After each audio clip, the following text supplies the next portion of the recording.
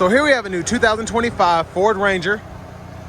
This one comes in the XLT trim level with the FX4 Off Road package. This color is desert sand.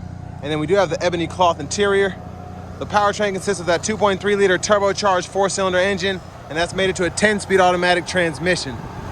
So as we come around to the front end here, we do get our LED headlamps along with the LED daytime running lights and LED fog lights. And a nice front look there. Really like the blacked out grille. And on this desert sand, it looks absolutely great, just the color combo and everything.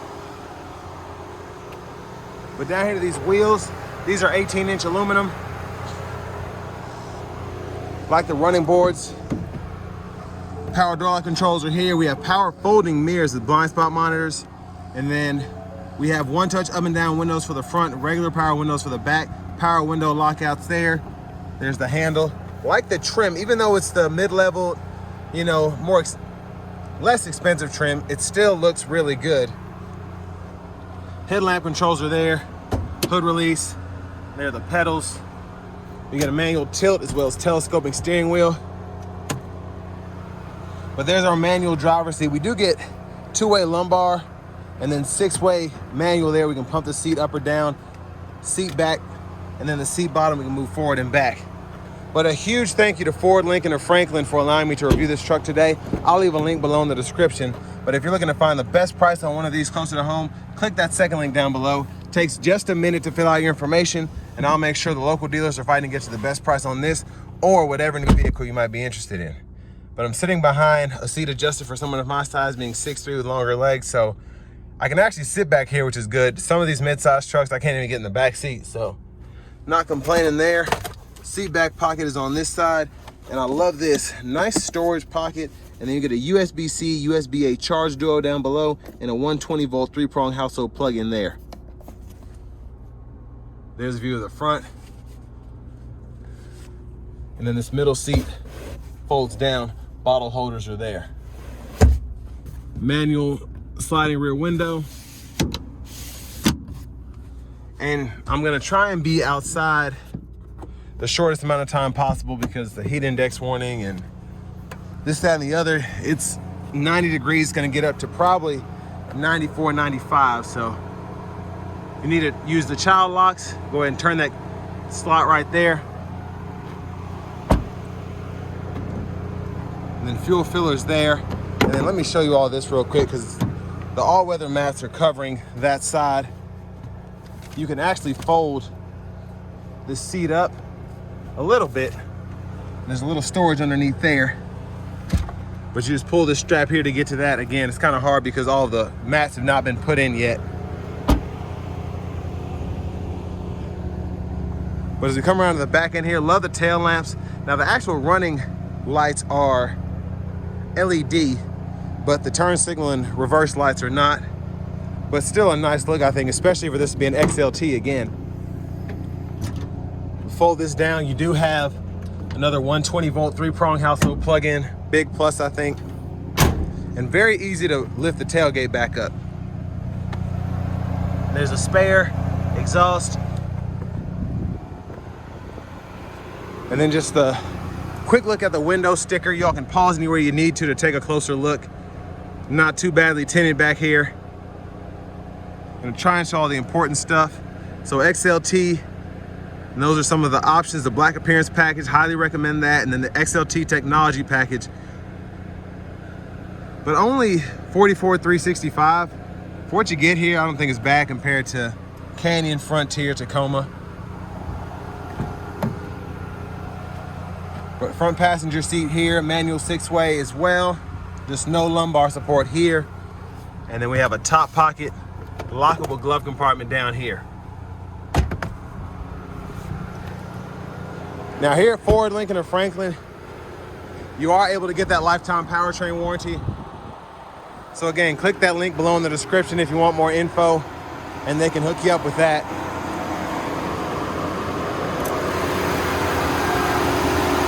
But it's on a high idle now, but 2.3 liter turbo 4.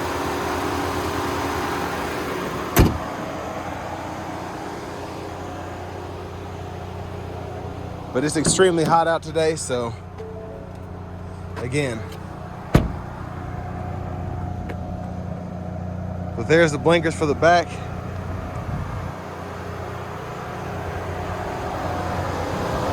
And there are the blinkers for the front. But let's go ahead and hop in the driver's seat.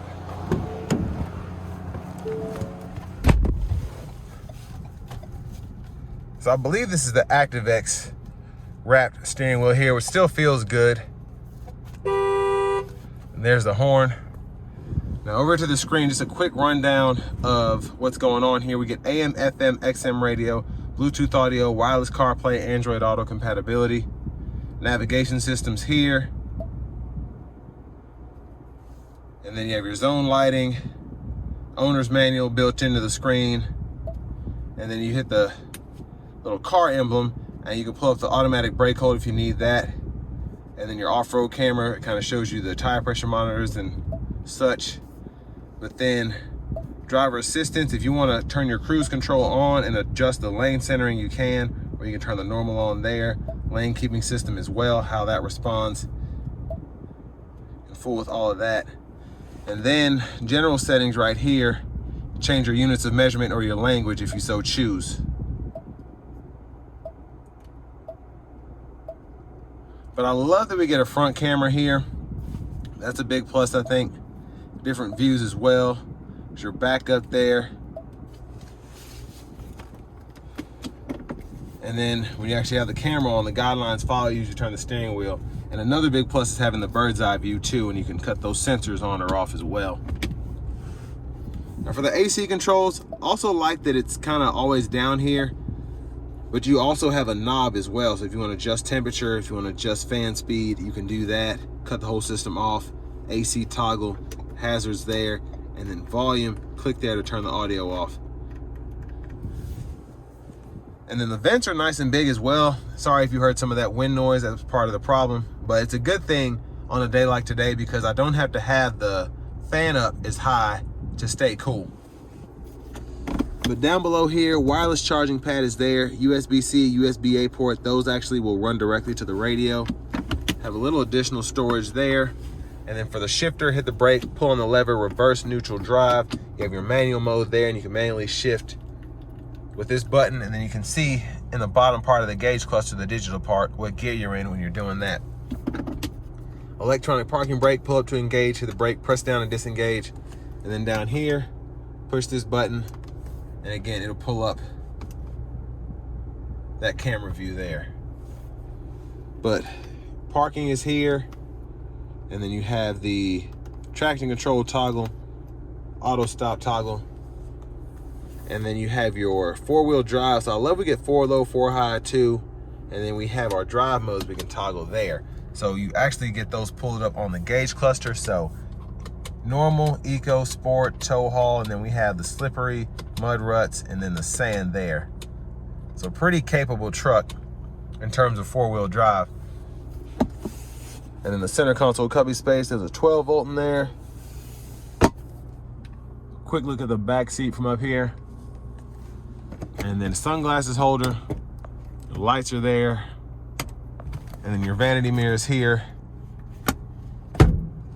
But over here to the steering wheel, left side stalk, high beams, and then our intermittent wipers are here. One time off, intermittent low, high. We can adjust that intermittent frequency here, pull up for the front fluid. And then to the steering wheel itself, cruise can be activated there. The lane keeping system can be cut on or off. The gap adjust for the adaptive cruise can be adjusted. Set your speed and then cancel, resume. You also have a limiter here as well, which is nice. And then volume controls, voice recognition. Now this side, Bluetooth button, track list, radio station preset toggle. And then you can hit this to go through your menu. You have a few views there, so fuel economy, the trip meter, the auto stop, seat belts, all of that. And then you also have the option for towing, the audio, and then your settings can be pulled up in here as well if you want to change any of that. But keys in the ignition, we do get remote start here. It's kind of hard to see because it's turned the other direction. And then I kind of like we have this pocket here too. But next, let's go ahead and take this 2025 Ford Ranger out on the road for a quick test drive. So starting the test drive in this Ranger here, I like the 2.3 turbo. Now, it's not like the Raptor when it comes to acceleration, the sound and all that, but still relatively quick to be pushing a truck of this size. Even though it's a mid-size truck, it's still pretty impressive how it does.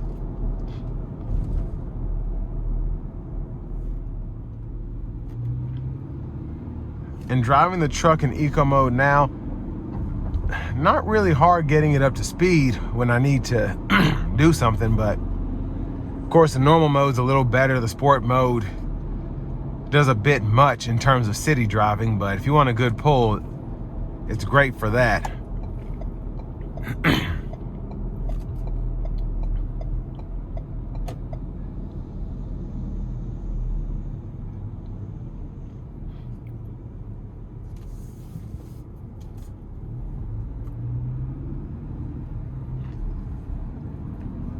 Now, one of the big pluses I think that Ford has over GM particularly, but even Toyota, is in this XLT here with that technology package, we get the adaptive cruise with the lane centering, which is a big plus.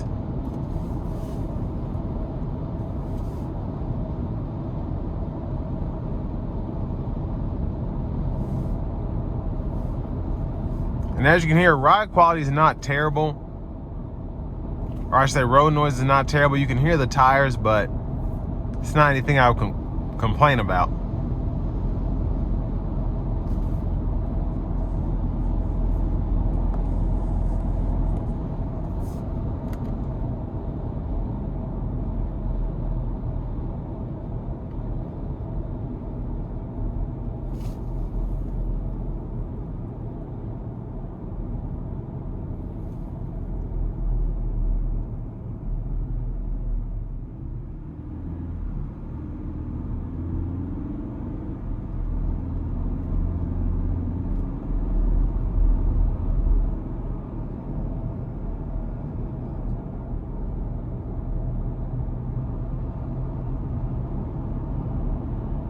Now I'm going to put it into the normal drive mode.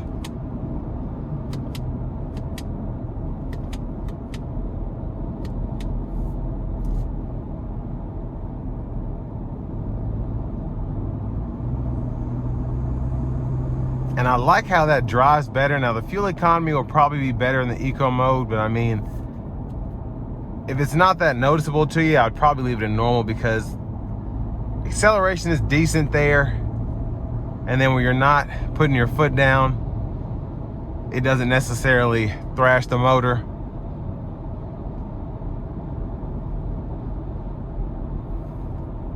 But overall, I mean, the ride has been comfortable. It's been pretty quiet in here, not much going on, but still, for a truck like this, that's impressive.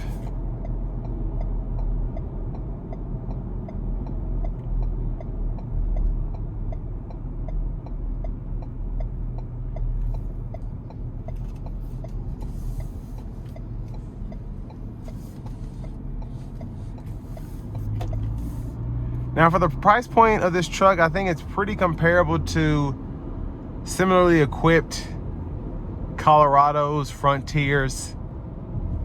The Tacoma, you know, they kind of just make their trims a little differently. So I feel like you could get a Tacoma similarly equipped for a little less money, but you kind of have to know what to look for, how to spec out your truck. But I mean, it's about in line with the rest of the competition for the most part.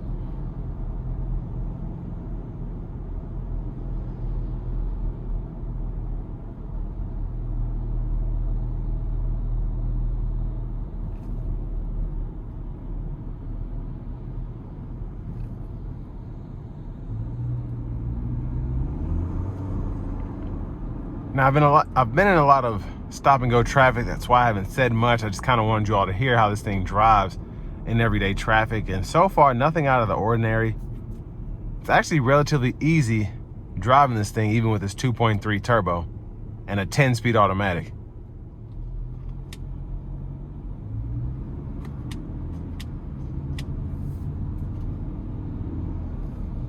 Now I have the truck in sport mode now.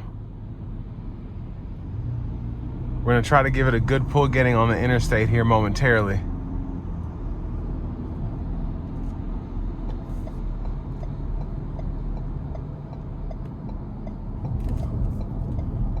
So luckily I have a little bit of space behind me.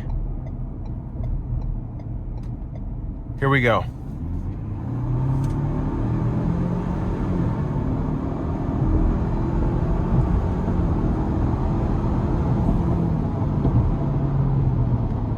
So it wasn't flooring it, but still, I mean, that's impressive.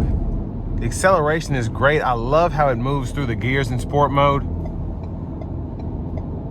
It's just a nice accelerating truck, in my opinion. I'm gonna turn on the lane centering and whatnot.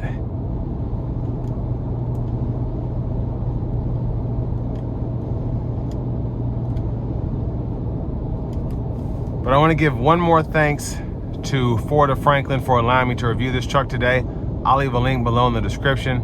If you're looking to find the best price on one of these closer to home, click that second link down below. It takes just a minute to fill out your information, and I'll make sure the local dealers are fighting to get you the best price on this or whatever new vehicle you might be interested in.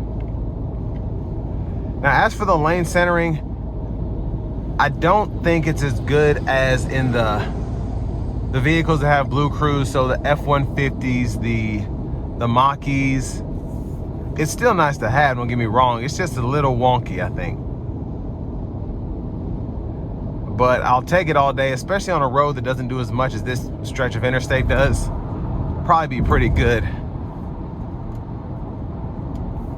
But I think for what you get here, again, if you compare it to the Canyon, if you compare it to the Colorado, even the Frontier, I feel like having the lane centering here is a big plus. This 2.3 turbo is a really great engine in terms of how it accelerates, the fuel economy and things of that nature. And relatively roomy in here.